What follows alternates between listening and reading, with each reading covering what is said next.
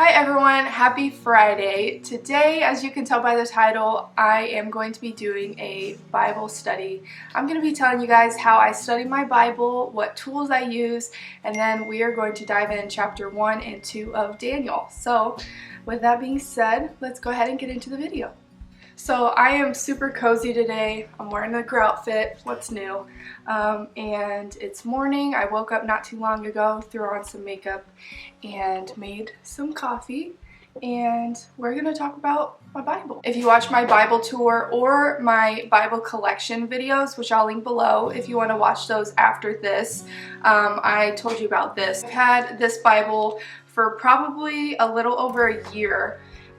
It was replacing my old Bible, which has seen some better days, and it's been given lots of love. I have some artwork in there. I decided to let this one go because I was running out of room in specifically the New Testament to write notes in. So I decided to get a new one. I still use this one for reference, or I say anything else. I just want to plug this artwork I did. Super proud of it. This is the very first piece of artwork that I did in this Bible. I'm leaving it to kind of just my notes. Since I've shown you my Bible, we are going to get into the tools I use. So I have two pencil cases. We'll go through this one first because this is my older one. This is a pencil case from Amazon. Super cute. It says special, you are one in a million. Black and white polka dots. Cool thing is that it has two pockets. One that opens up to the main center and one that opens up to the center, but also has this side pocket where I put my pens. So side pocket, I'm going to be showing you close-ups of this. I have my Pilot pens, which I use to study in my Bible. I will say the Pilot ones are like gel kind of, so since it's a ballpoint pen, it will smudge if you don't give it time to dry. What I do in a lot of my Bibles, not that one, but this one, I have an old scrap piece of paper. I use this and I will put it, if I just wrote on this page, I'll put it in between the page and flip it so that it doesn't smear onto my other page. So that's a trick that I do. So anyways, that pocket. Our main compartment has my sticky notebook. I got this, I don't know when or where. It had calendars in here from like 2017, so it's kind of old. But I use that. I like the white sticky notes. And then I have a bookmark to keep my place. I have a ruler in case I want to draw straight lines, which I never do, but if I have the patience and I'm feeling it that day. Page markers, which I don't really use in my new Bible, more so in my travel Bible and such, but I like having these just in case. I have a R2 7mm pen, which I actually use for artwork as the outlines instead of using a Sharpie. This is a thin point, fine tip Sharpie. This dries out really quickly when I'm doing artwork, so I tend to use this ballpoint pen. It's gel. It will smear, but if you're doing artwork, you have time to let it dry. A paint marker, I don't use this one anymore because I got a new one, which is a lot nicer, but this is a top-notch water-based paint marker. It's white. I used this to do the white letters in my Bible art. But I got a new one, like I said, so I probably won't use this one as often. It'll probably be my backup. Just a regular bright highlighter. And the last one I have is actually a gel journaling Bible. It's straight gel, guys. I had these in tons of different colors. They were from Michael's from like 5 years ago, so they probably don't carry them anymore. Because I know Michael's used to carry Bibles and stuff, and when I go in there, I don't see them anymore. So that's kind of unfortunate. These are gel Bible journaling highlighters, and this is a gray one. It is the only one that I kept, and the reason is they tell you to get these gel ones that they're specifically for the Bible, but they smear and smudge so badly. So I use them in my old Bible, and I'll just show you like a page I went in on. I don't know if you can see that, but it smudges really badly, like throughout everywhere. It gets stuck on the pages. The pages are messy. It leaves like a crayon residue, a waxy residue on the pages, which I didn't like.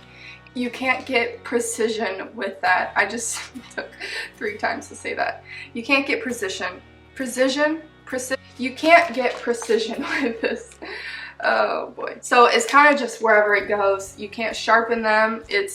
I like having a fine tip and a defined tip. So I just stopped using those. So I wouldn't recommend those, even though it says for Bible journaling. Get what I'm about to show you, which are a lot better. So the next case is my favorite. This is a hardback case from Michaels. I will link it below. I just got it the other day to separate my highlighters from my pens and sticky notes and stuff. It was just getting too crowded in that other pencil case. I got this Faber-Castell Artist pen in white. It is a paint pen. It has a thinner tip, and it's really, really bright.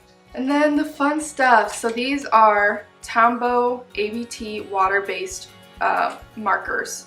They have two ends, a calligraphy type end, which I use to highlight, and then a sharper point pen end. I don't use that, but if I get another Bible, I might use that and use colored ink instead of pen.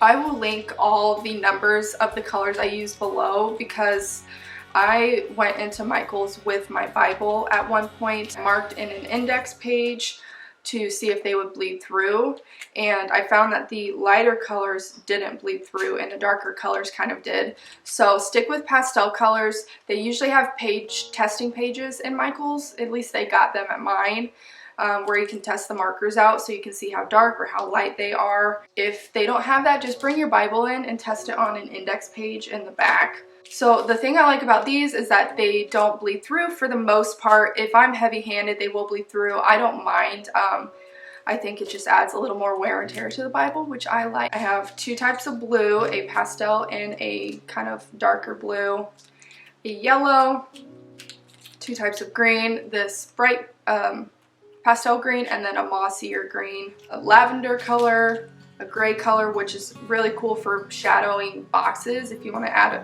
a shadow to the box or something, pastel pink, and then a cool brown color, which I really like. It's like a tan beige. I would really recommend using these instead of, I'm gonna slouch because I recommend using these instead of the Bible gel highlighters, which smudge. These, you can get a much more fine tip with them. You can have a little more precision of where you're moving the marker, and they are pastel, which is really, really cute. So if you're into pastel and not the neon ones, I would really recommend looking for these at your Michaels or go online and order them online. Next tool I use is actually my iPad.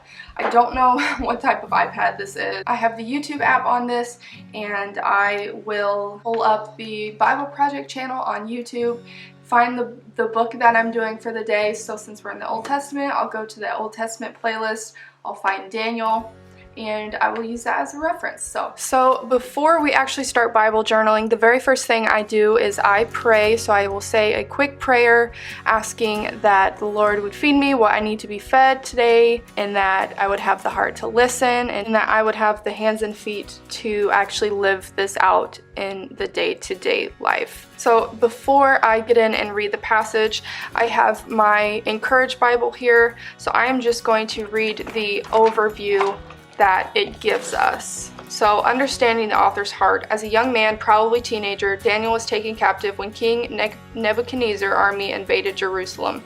Daniel lived in Babylon for the rest of his life, serving the king and his successors as a faithful advisor. In his book, Daniel records several key events from his life to demonstrate God's sovereign power over all circumstances, both good and bad.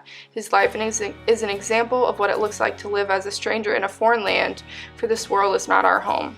We are citizens of heaven, but while we live on this earth, we can serve others and be a witness to God's unending faithfulness. If I was reading this for the first time, it sounds like this is going to be a really good book to read right now. With everything going on, the elections going on right now, it's still on, like day 3. I am going to note what it looks like to be a stranger in a foreign land. This world is not our home. We are citizens of heaven.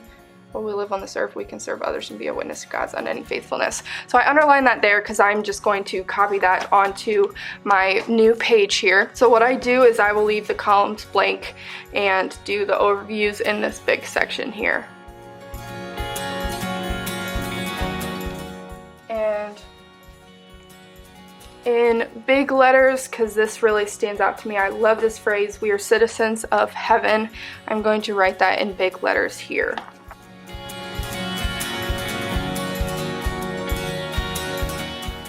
Connecting with God's story. While this book of Daniel is the best described as a narrative, a distinctive shift takes place in the middle. Daniel moves from telling stories to recording visions that are prophetic in nature.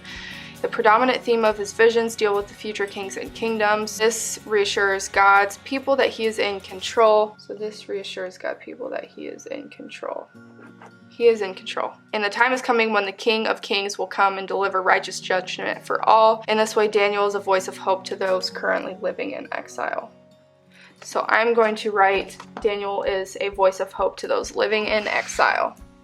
I have to tilt this to write, sorry. And I will box that up. Connecting with our story. If you've ever felt like a stranger in a foreign land or a fish in someone else's bowl, you're not alone. Even if you've never moved away from your hometown, it's normal for believers to live with a certain sense of exile, for we're all waiting to live in our true home, the eternal presence of God. So I'm going to say we're all waiting to live in our true home. And I'm going to tilt this and I'm going to write that right here.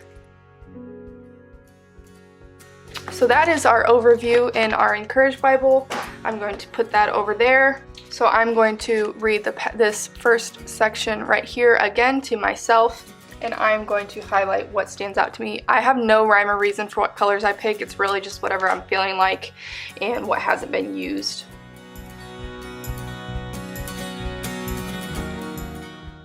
So I'm highlighting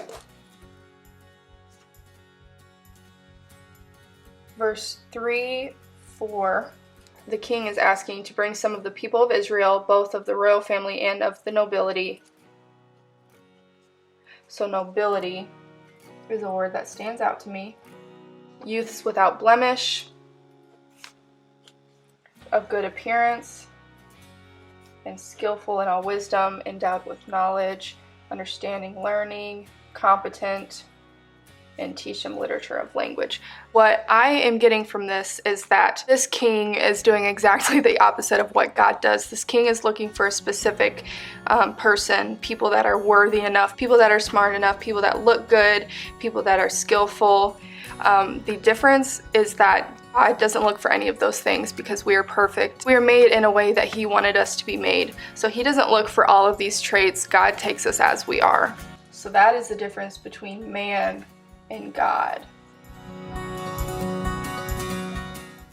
God takes us as we are. And I box everything I write for the most part, just to keep it a little more organized. So then I'm reading the next part. So nothing stands out to me there. What I'm going to do is I'm going to start the Bible project video. I have my closed captions on. It is the overview of Daniel. It is about 9 minutes, so it's really quick. It goes fast, so I'm stopping and pausing a lot of the time to write down my notes, but it works. The story is set right after Babel.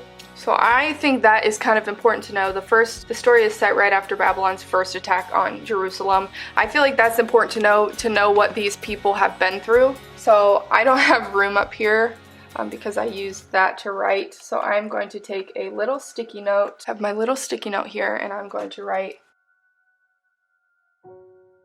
So story is set right after the first attack on Jerusalem from Babylon. So I'm going to put that right there. On his first attack on Jerusalem, and they had plundered the city and its temple and taken away. So they plundered the city and its temple and taken a wave of Israelites into exile. So I'm going to take another sticky note. I'm going to take a light pink one this time. So Babylon destroyed the city and its temple, taken a wave. I'm just going to put that right there.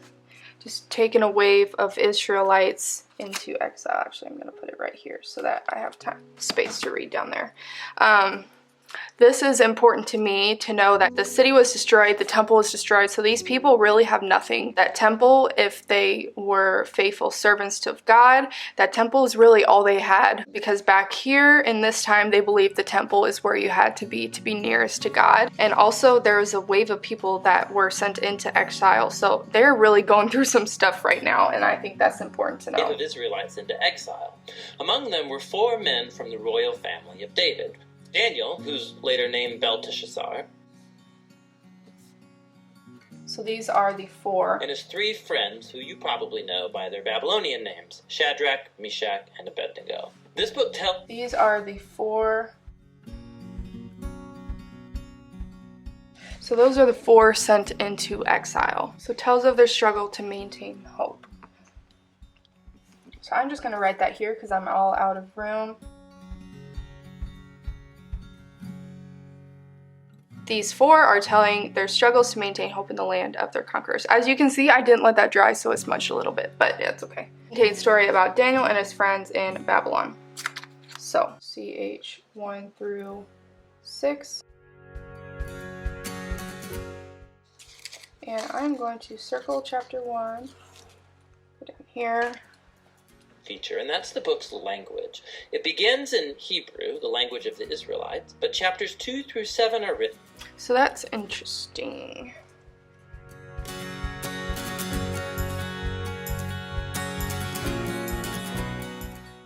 Introduces the basic tension of the first half of the book. Daniel and his friends, they're really wise and capable, and they're recruited to serve in the royal palace of Babylon. But they're pressured to give up their Jewish identity by living and eating like Babylonians and violating the Jewish food laws found.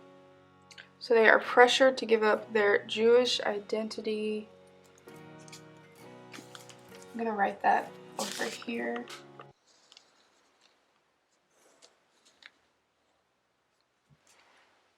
But God delivers them. So I can see that in chapter 1 we're talking about Daniel's faithfulness, so I'm going to start reading the next section. But Daniel resolved that he would not defile himself with the king's food. So I'm going to highlight that because it is showing Daniel's faithfulness.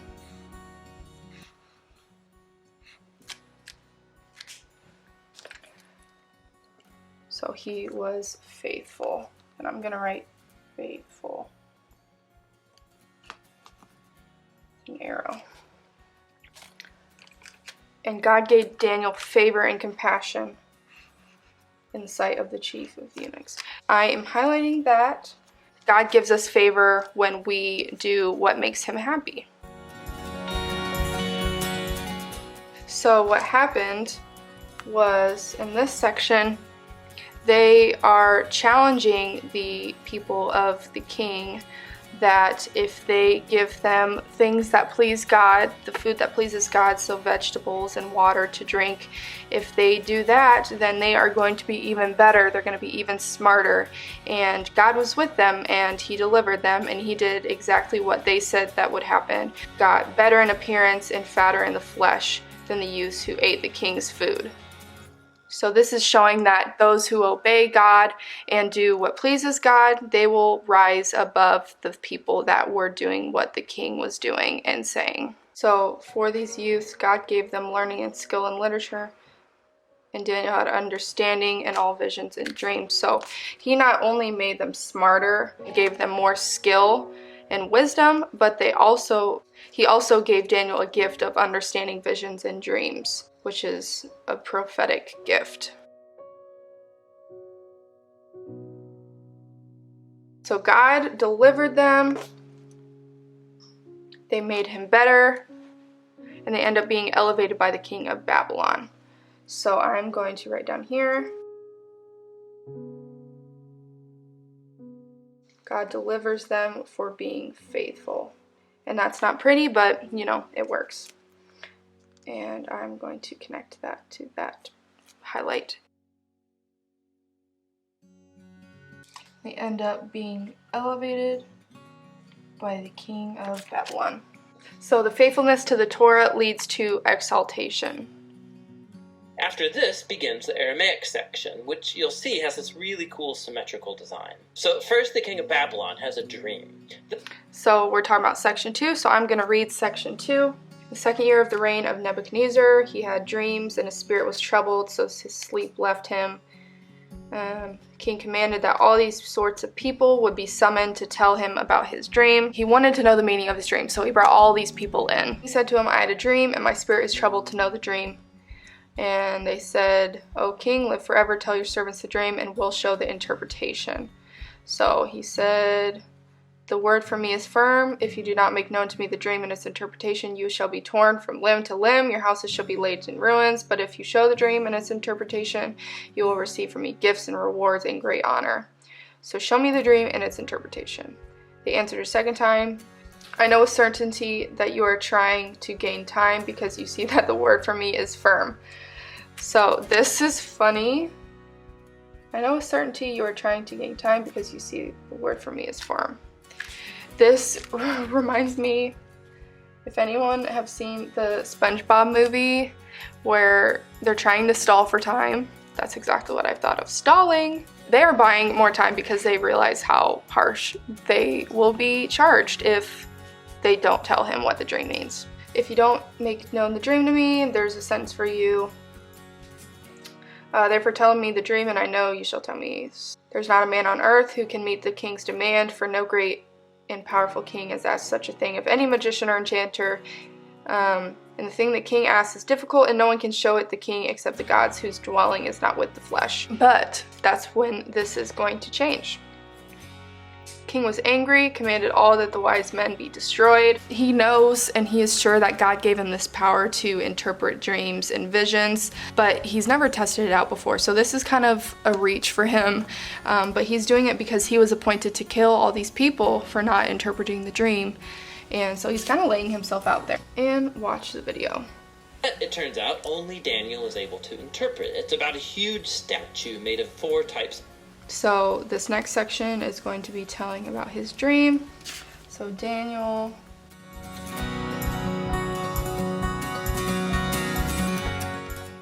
went to his house and made the manner, told them to seek mercy from the God of heaven concerning. So God, the mystery was revealed to Daniel in a vision of the night, and Daniel blessed the God of heaven. Daniel answered and said, blessed be. So I am probably going to use yellow in this because I love this verse. Blessed be the name of God forever and ever, whom wisdom and might. He removes kings, he gives wisdom, he gives knowledge, he reveals deep and hidden things. He knows what's in the darkness, and the light dwells within him. You, O God of my fathers, I give thanks and praise, for you have given me wisdom and might, and made known to me what we asked of you, for you have made known to us the king's matter. So he is all powerful. He is the King of Kings. So I'm going to write the King of Kings. Hopefully you can see and not my head.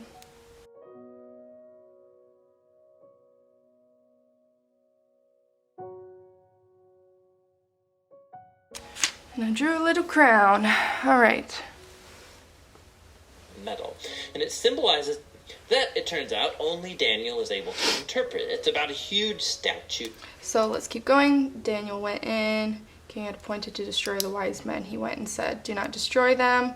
Bring me the king, and I will show the king his interpretation. What am I missing here? This color. I have found among the evil exiles who made known the king of interpretation. His name was Belteshazzar. Are you made known?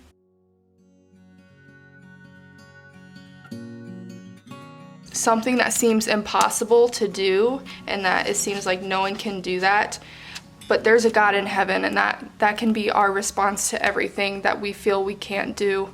When we're about to give up on something, repeat this phrase, but there's a God in heaven. So I'm going to write that in big letters.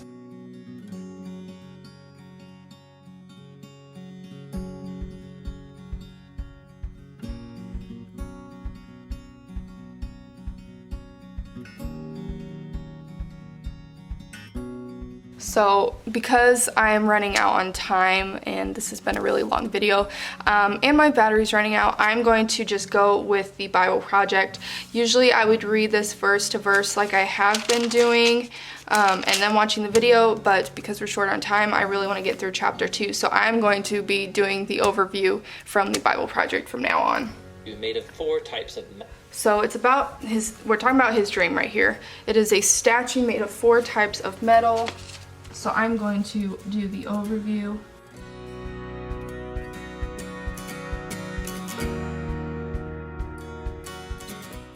Of kingdoms, and the head is Babylon. But then a huge rock comes flying in, and it So a rock shatters the statue, and it becomes this huge mountain. Now, this dream is the first of many symbolic visions in the book, and this one introduces the basic storyline of them all. Daniel says that the statue represents a train of human kingdoms following from Babylon. So statue.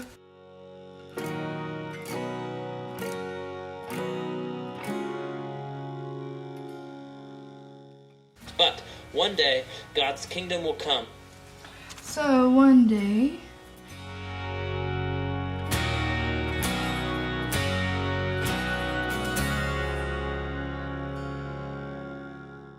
so the statue is a train of kingdoms, which are bad news. They're wanting to destroy it. But one day God's kingdom will come and will confront and humble the arrogant kingdoms. And will confront and humble the arrogant kingdoms of this world and fill the world with the healing justice of God's reign and rule.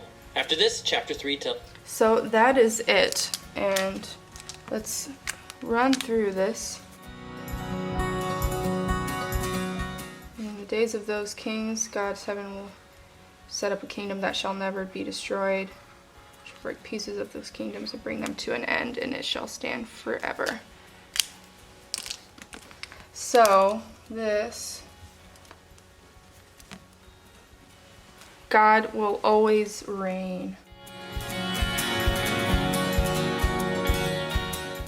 So Daniel is promoted after this. So the king fell upon his face and paid homage to Daniel and commanded that an offering and incense be offered to him. Truly your God of gods and Lord. Truly your God is a God of gods and Lord of kings, a revealer of mysteries, for you have been able to reveal this mystery.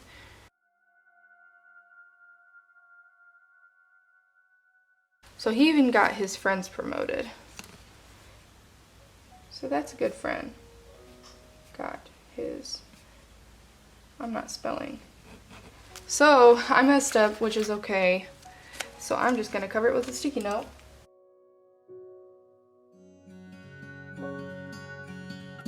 So the very last when I am finished, if I'm getting tired, I will go back at the end once all of this is dry and I will just start highlighting. So what I do is I usually use this tan color to do the overviews. I'm not sure why, I just do it. And it usually takes a couple of days to dry completely. As you can see, there's the black there still. But I'm usually not that patient, so I usually do it right away. So because this one is purple back here, I'm going to keep that and just start highlighting.